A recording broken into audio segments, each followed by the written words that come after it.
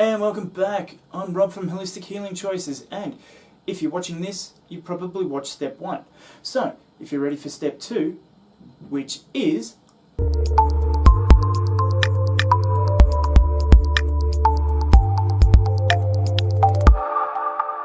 that's right, believe. If you believe on something, or in something, you can act upon it. So, what does that mean? So, if you believe you're going to be poor, you can act upon that. You can use that to your advantage. You can be that. So, how does that go with our dreams? So, we dream what we want. So now it's time to put that dream and get a bit of feeling behind it. Get a bit of reality behind it. So, look. So mine, for instance, look at 4-bedroom houses. Around the price range we want, around the amount of bathrooms we want, the car spaces, the deck, everything. And really feel that for us.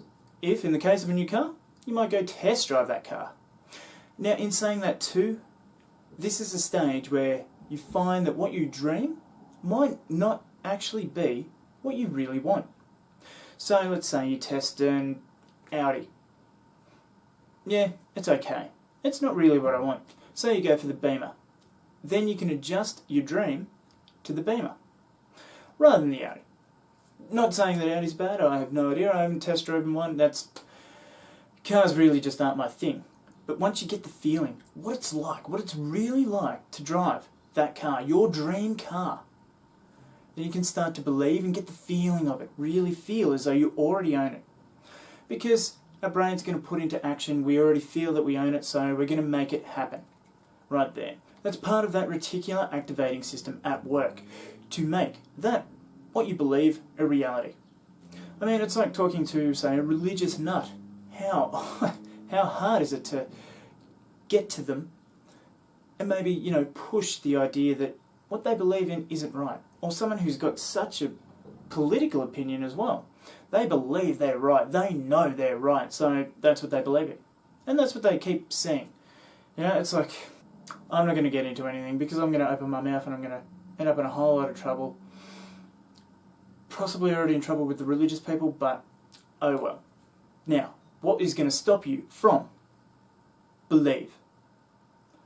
The biggest thing that's going to stop you from believing is your environment, because your environment is going to influence your beliefs. So what you grow up with, who you grow up with, what belief system your parents have, all of those things in the environment are going to influence just what you believe, because then our beliefs become our actions.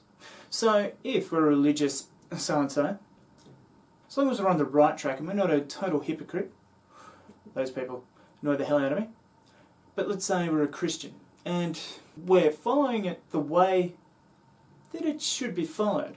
So our beliefs, believing that we're a Christian, a good-hearted Christian, are going to influence our actions, and we're going to be that good-hearted, good-natured person. And that's going to show us different results for what we get in life. So it can be the same sort of thing. Our environment shows us that we're poor. So our belief is that we're poor, or we can't have money, or we've got to really, really work to get anything in life. And that's going to influence our actions. So we're going to keep making those wrong choices. We're going to not know about money, or what to do with money, or how to get money more easily. And that's going to influence our actions, so we're going to remain in that life of lack or poverty. I hear you saying, what can I do? How can I change my beliefs? Well, there's a lot of different ways. EFT works for one. NLP, all those sort of things to try and get you to believe something different. Hypnosis, whatever the case may be. But, now, here's where we talk about environment and how it works for you. So, journey with me over to the computer here. So, what we have here is a very crudely drawn environment. Just knock him out of the way. So, here's you. Here is your environment. Now, these can be friends, relatives, anybody, anything of influence. These represent the 5 people you spend the most time around. So, meaning that could be your mum, dad, brother, sister, best mate, for instance. Your environment is the sum total of these people. What you believe, what you act upon, is the sum total of these people. So they can have good qualities, bad qualities, and what you'll notice is some of them are very, very similar to you. These might be qualities that you're aware of, or maybe this is the activity you need to do to determine where you're coming up a little bit short. In order to change your environment, you don't need to remove these people. You just need to add to your environment. So here's the same 5 people before, crudely drawn as before, and here is a whole new bunch of influences. Now let's say it's on money. So here we have a financial advisor, here we have a hypnosis wealth coach or something like that. So on and so forth and so forth. So you're adding to your environment. And the beauty of it is, the more you add and the more you gain and get yourself to where you want to be, to where your dream is taking you, the more you lift up this side as well. They're going to follow suit. They're going to see your success and it's going to rub off on them. Now I say, it doesn't have to stop there. You can just keep adding to your environment ad nauseum until you have as many resources or influences as possible on your environment, and it will start to improve. Now I've done this myself and yeah, it's really starting to improve, and it can be small changes. So I've got my mum and my fiance and a couple of mates. That's my main environment that I'm operating in. So they're the 5 people I spend the most time with. So now I've started to add other coaches, influencers, things that, rather than watching just garbage on YouTube, I've started to add say, motivational speakers, financial experts, little tips and tricks to gain more money. And it's working. So I'm living proof that this starts to work. And so there you have it. That is how believing or changing or adding to your environment can start to influence those beliefs, which then starts to influence your actions. It's like, how rich people act a certain way, or successful people start to act a certain way, fit people act and eat and do things a certain way.